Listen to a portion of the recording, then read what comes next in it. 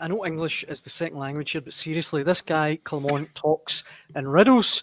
And John chimes in saying the Belgian waffler strikes again. And I don't want to be unkind to Philippe Clement, and I know he's had a bit of stick, but Keith, what on earth what is he talking about with the injuries there? don't I mean, know. even that one. It's not really. It's not really an injury. It's a different sort of injury. It's an accident.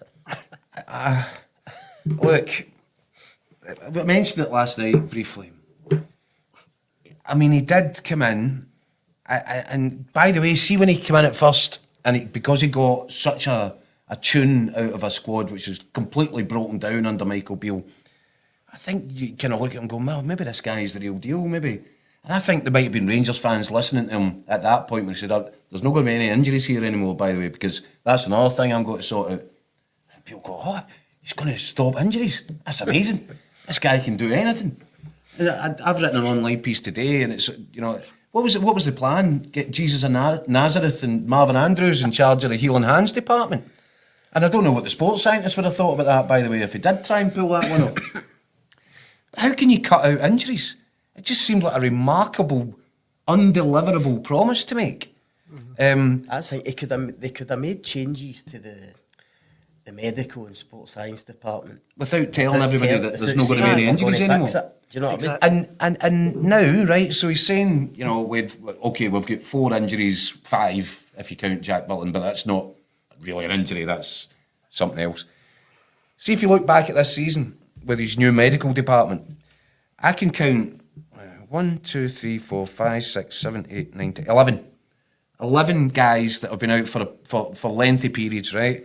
Tom Lawrence is out for 3 months and back for 2 games and out for 3 months again. I think he's at 42 days just now. Cortez, just back, 82 days. Another one, fit for 2 weeks and then out again.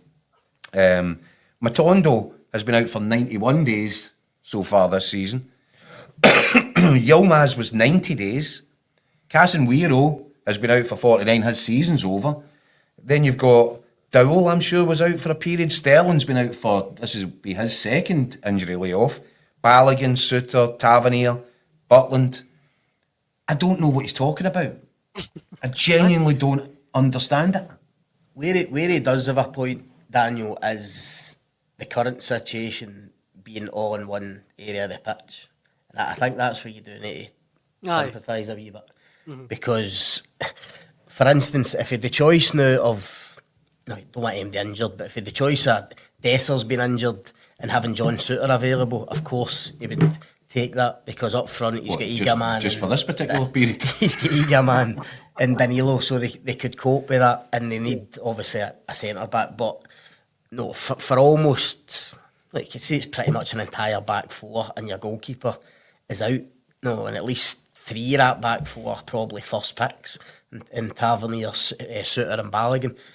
So you do need to have a wee bit of sympathy. When it all comes in one area, it's difficult to deal with. But I agree with Keith. I mean, I don't think in general the injury record has improved that much, if at all, this season. He's reaching pandemic levels here. And it was making a rod for his own back with those. Just a silly, unnecessary thing to say. Yeah. And actually, when you're making promises like that in public, and you're saying that, don't worry, guys, I've got this all sorted, you're actually throwing up a red flag on yourself when you fail then to deliver what was really not deliverable in the first place. Mm-hmm. And I've written this piece today that since over the course of the last 12 months, he went into 2024 with a defeat from Celtic. And then had quite a strong run, and he's going into the start of 2025 with the first win over Celtic, albeit at the 7th attempt. But in between that period, talk about red flags, there's red flags littered all over the place. The 3-3 draw at Ibrox that he celebrated as if he just won the title, when in fact he'd probably just conceded the title. And then it sparked this run of games away from home, which has extended into this season. Over 15 away games now. So what's that? 45 points. Rangers have secured just 17. That's less than 50%. Even my maths can work that out. Even if you just look at this season, they've played 10 league games away from home this season, only won 3. Yeah, 12 points from 30. that can't continue. But he's bristling if you're when he's Rangers. asked about that. His press conference today. He doesn't I seem know, and to- I don't get that. I don't know why. He's basically saying you need to look at the whole season. No, there's been problems the whole season. It's not just the away games, but it is. Results show that, and no, every football fan understands. No, away games are different. You need different qualities to go and win away from home. And I've said a lot. I've said many times, pieces I've written recently.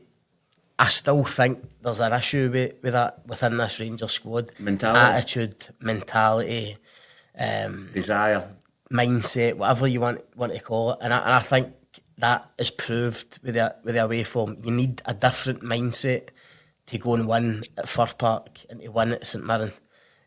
It's got to be inbuilt. Because it's all very well going for your pre-match rub down at Ibrox and having a nice sauna, whatever it is, whatever your pre-match routine.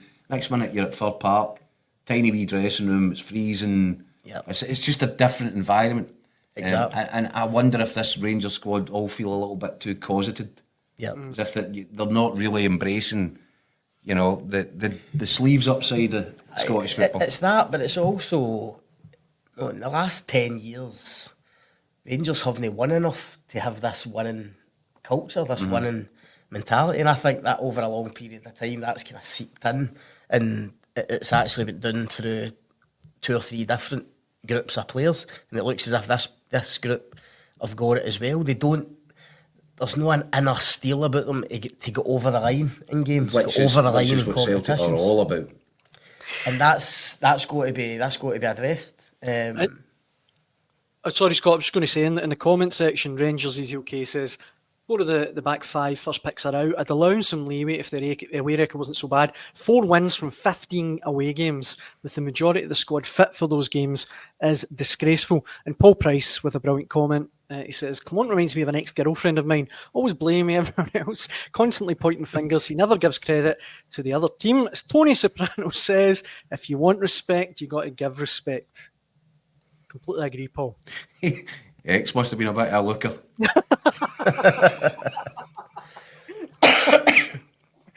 No comment. Yeah. Sorry, go on. What are you going to Have you not got have you got a question of another anomaly No, which might come to pass tomorrow night, and it's a really interesting one that I want to hear Scotty's answer. I was just going to mention, obviously, with Butland out, with Tavernier out, with even Raskin out now, I would imagine there's a fair chance that Yanis Hadji will be captain tomorrow night, which, again, would be a remarkable turnaround. 3 months ago, number 7 jersey taken off him, playing with the B team. He's not the player we want. It's not even about the contract. He's just not the number 10 we want. And now he's captain. I hadn't thought about that. I mean, who are the contenders? Proper at the back. I mean, Proper, when he signed, we were told that he was a leader, previous captain at clubs. He was going to bring that. He was going to take over that Connor Goldson role. I'm going to give you 2 different questions, two different versions of the same question. One, what do you think Philippe Clement will do? But 2, what do you do if you were having that decision to make? Because I think it's a no-brainer.